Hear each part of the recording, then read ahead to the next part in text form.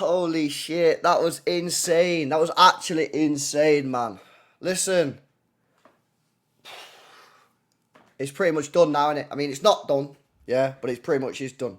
One more game at home against West Ham, but listen, that was a madness. So much to speak about, man. Where do we even start? I mean, the first half was so wild. So wild. I mean, the tactics that we were playing, I understood what we were doing. We played super narrow, and everyone was losing their heads about it. We played super narrow to try and stop, I think it was to try and stop Spurs counter-attacking through the middle of us. So they had to go wide. But it just meant Kevin De Bruyne and Foden couldn't get on the ball and do their stuff. Foden obviously had the chance. It's a great save from Vicario, but we was at half-time, myself and I know most City fans were losing their heads. We were like, damn, 45 minutes here to sort this out. But honestly, man, I can't tell you, yeah, how proud I am of those players, because I said it in after the game in the watch-along. Imagine how much pressure those players were under, guys. They're at half-time, 0-0. They know they've not played particularly well. They're at a ground that they've never even scored a goal in the Premier League. They've never won there. They've never even got a draw there. And you've got 45 minutes to go out there and win when you're not even playing well. Otherwise, the league's basically toast. And then we went out there in that second half and they found a way. They found a way. And that's what we've been doing. This is why this team has won so much. It's because they're winners and they find a way to win. We're unbeaten since the 6th of December. That is absolutely crazy. 6th of December. Are you mad? December, January, February, March, April, May. They find a way to win. We've not played mint since the 6th of December. We're not every game we've played. We've not played amazing. We've played amazing in some of them. But we find a way to win. And that's exactly what we did today in that second half. We went out there. We probably altered our game plan slightly. We managed to get the ball on the edge of Spurs' box, which we didn't really manage to do that much in the first half. And of course, Bernardo Silva puts in Kevin De Bruyne, and it's an easy tap in for Erling Haaland, who I actually thought played really, really well today, even regardless of his goals. And then we held off. Spurs was coming at us. Spurs wanted to ruin the party.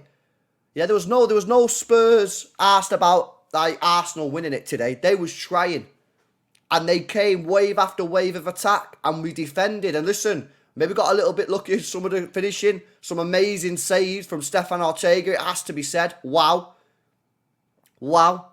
Completely understand why Jamie Carragher gave man of the match to Stefan Ortega. Because those saves were so crucial. 3 huge saves.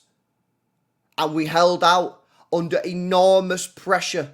Again, a ground you've never even won. You've never won at that ground. And you're winning 1-0. And you got onslaught of attack. You can't keep the ball. We couldn't get the ball. We couldn't get the ball. Every time we got on the ball, we lost it straight away. Because of the nerves. Because the pressure was on. But we managed to hold in. And we found a way. And then Pep, and someone sent a message in the watch-along. Pep's subs recently have been absolutely spot on. Absolutely spot on. Jamie Doku come on. I thought he changed the game. Because he gave us an outlet on that left-hand side. Gets us the penalty. Game over. What a penalty, by the way, from Erling Haaland. Again, pressure scenario. He knows that situation. If I score this goal, it's done. It's chalked. It's over. We've got 1 game left. And he knows if we miss, there's 10 minutes my team has to see out here. That'll just be wave after wave of attack from Spurs. The pressure that he was under there, dispatched it. It's probably one of the best penalties ever taken. Great penalty. Absolutely fantastic penalty. Cool as you like. I've said this before. I'll say it again.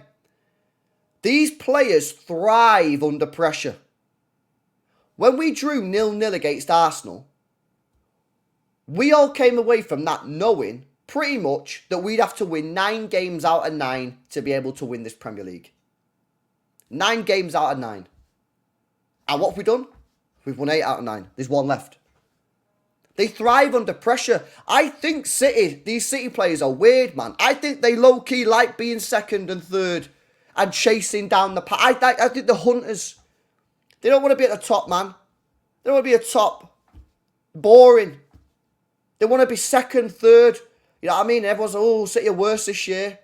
Oh, Liverpool are still going to win it this year. And then they just click into gear.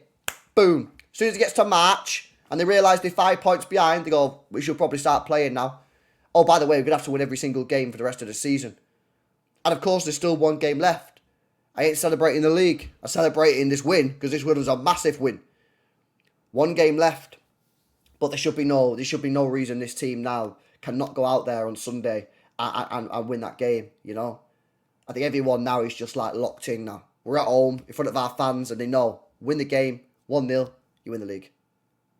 So for me, I'm key messages from this video and my views. 1, extremely proud of the players for doing what they did in the second half, for going out there and getting the job done in difficult circumstances, in a high pressure situation where the world is watching.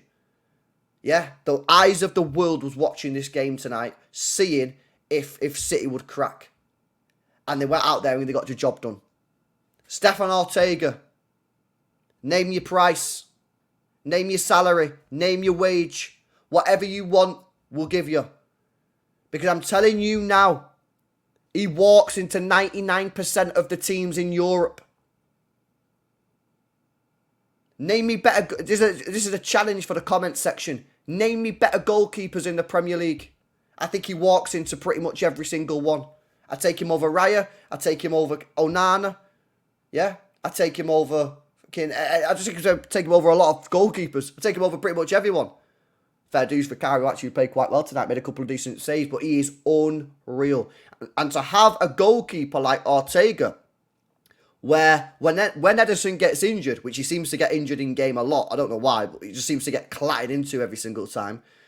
To have a goalkeeper like Ortega, where literally you're not asked at all about Ederson, apart from being a bit gutted for Ederson being subbed off, in terms of the quality. There's not a fibre in my body, yeah, that worries when Ortega steps on the pitch. Not one. Not one. How many other clubs in world football can say the same thing? Very few, if any. Very few, if any. Akanji tonight, you got very lucky, my friend. I got to say that. Yeah.